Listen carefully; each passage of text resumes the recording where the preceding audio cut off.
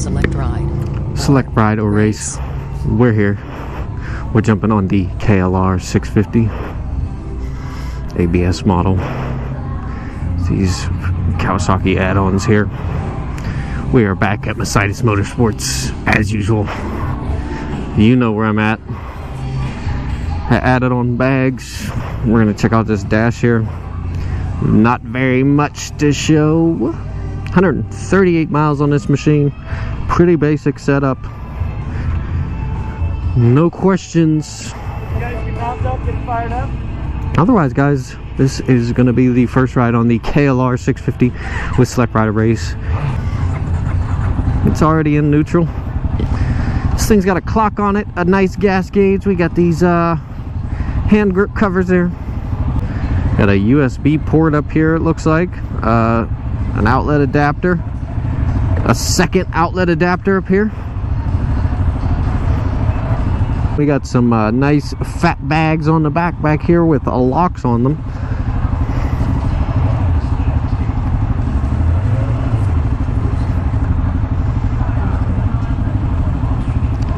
It's a nice warm day here. Thanks as usual to Mosites Motorsports as well as Kawasaki for putting this demo day together. Machine's nice and tall off the ground indeed. Sitting real comfortable here, folks. Oh yeah. I will say second gear feels a bit flat when you're rolling, but we are in the parking lot here, so I'm gonna wait till we get moving. Clutch is letting out just a little far. Just a little far. Definitely has some good good ergonomics. As you got real basic setup here, you know, the lights, turn signals, and your horn on your left here, as well as your power buttons on the right.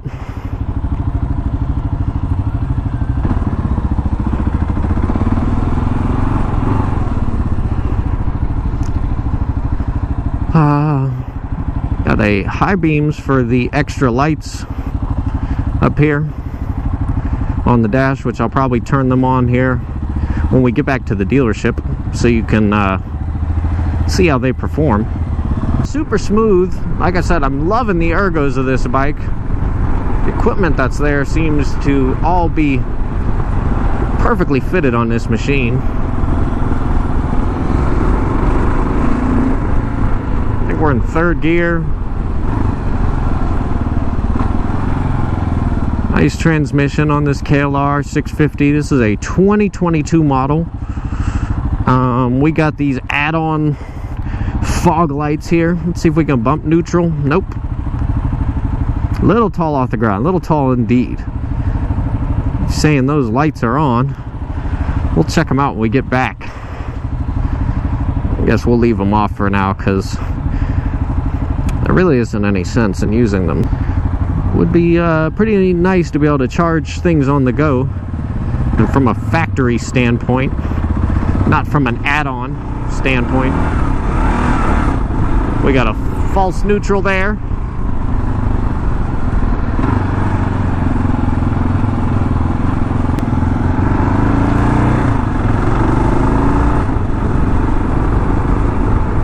For a 650, it feels like it's lacking power down low.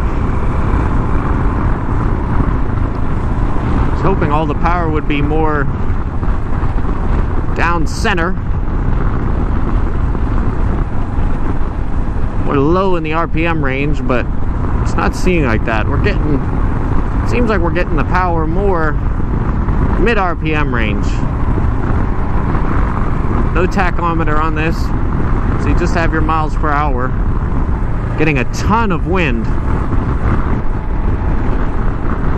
over this windscreen. An absolute ton. Under it, not so much, but sitting upright, there's a ton of wind up here.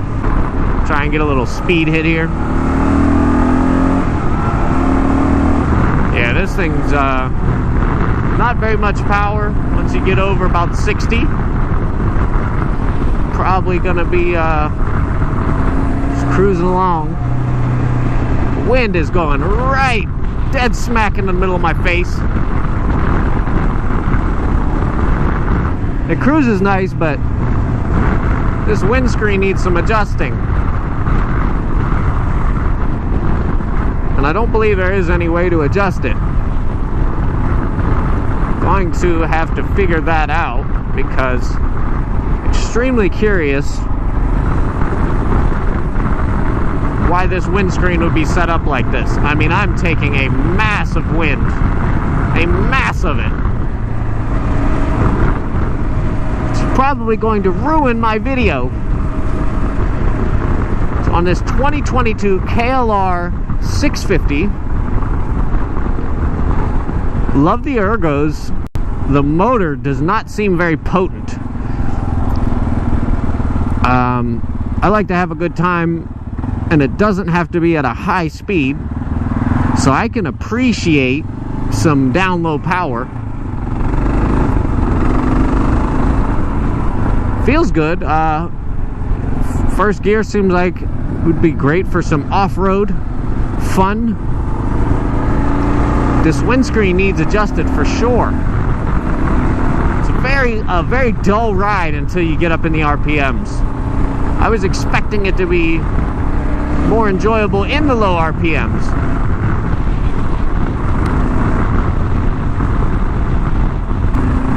Not feeling too stable in the turns here. Massive wind over that windscreen. Massive.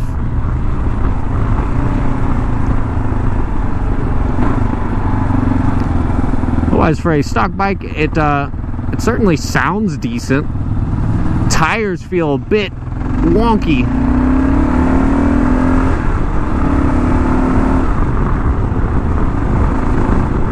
Yeah, this is probably a great off-roading machine, I would assume.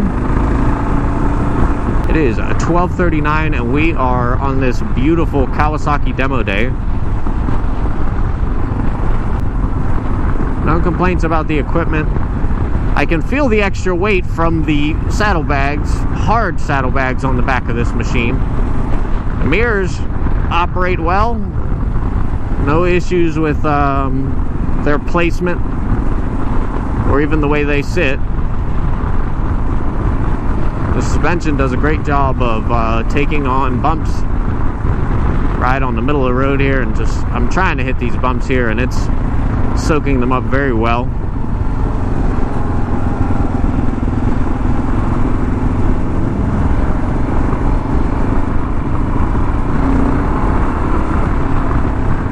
That's some decent power in lower gears, I guess. First and second only, but after that, it's very unexciting.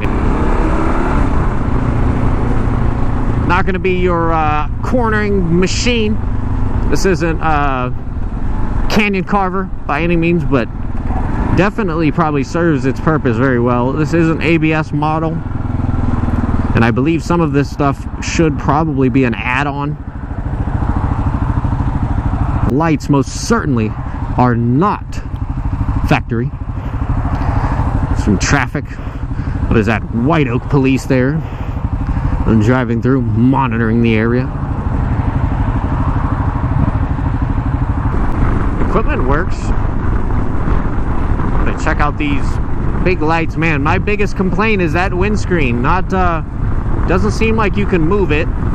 So you really don't have any way to change the maneuverability of what blocks the wind. The windscreen is my biggest complaint. It's not blocking any wind. It's shoving all the wind smack dab in your face. The lacking of power after second without redlining. It's just like the third gear is flat. It has nothing. It's so dull. Really want some excitement out of these motorcycles, even if there isn't a ton of power. Small CCs can be fun depending on how the power is delivered. Pluses, the ergos are nice. I like these add-on lights that they have here. And the placement for the switch looks like it's meant to be like that. Otherwise, the paint's pretty cool. Cowie's been killing it with these durable paint schemes and the little bit of whatever that would be, digital camo, I guess. Yeah, all the quality's there. If you like a 2022 KLR 650, then really, if you like any KLR, then a 2022 650 is going to do it for you. Motor's not too loud. Does make some noise.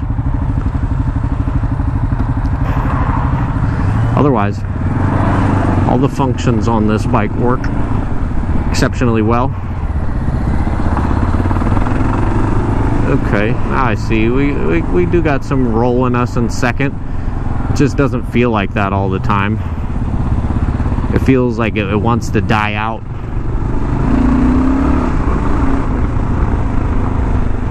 Yeah, third, it just has nothing.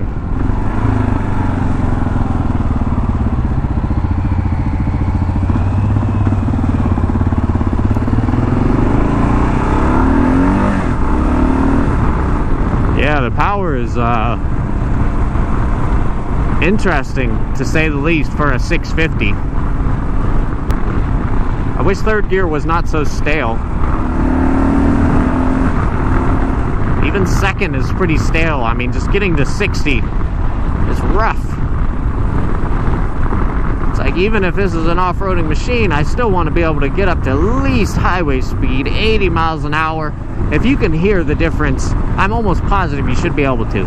It's brutal, the wind that is being pushed up over this windscreen. Everything in front of you is being pushed straight into your face.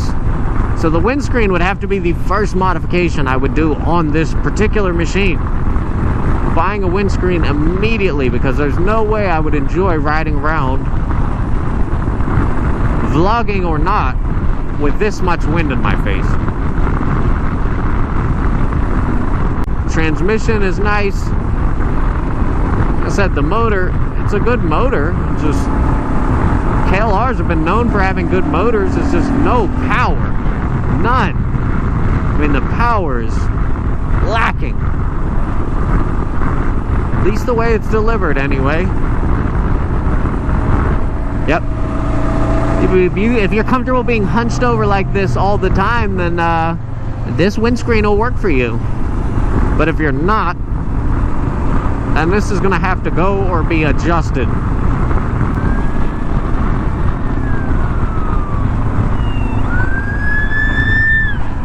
That's going to be a good clip. That man's got somewhere to be.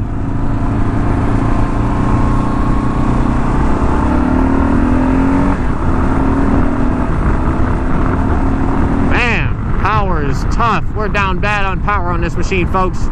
Otherwise, you have all the gadgets. You got storage back there. 2 USB power outlets, essentially. Just like you would have in your car. Functioning mirrors. And at least it's comfortable while you're on it. Very comfortable. I can sit back a little bit. There we go. You sit back a little on the seat, and you don't have to hunch over as much to be under the wind zone, and it makes a little more sense. So I want to retract my statement about the windscreen. It under certain sitting positions, you're going to take a lot of wind, but if you relax on this machine like you're supposed to, sit back a little bit, we're not taking nearly as much wind now. Very nice. Is that a dune buggy? Hello. Content for days, guys. I love seeing stuff like that. Whether you do or don't, well, that's for you, but I love seeing dune buggies and police cars and things roaming about in the streets while I'm out vlogging, doing things for you guys.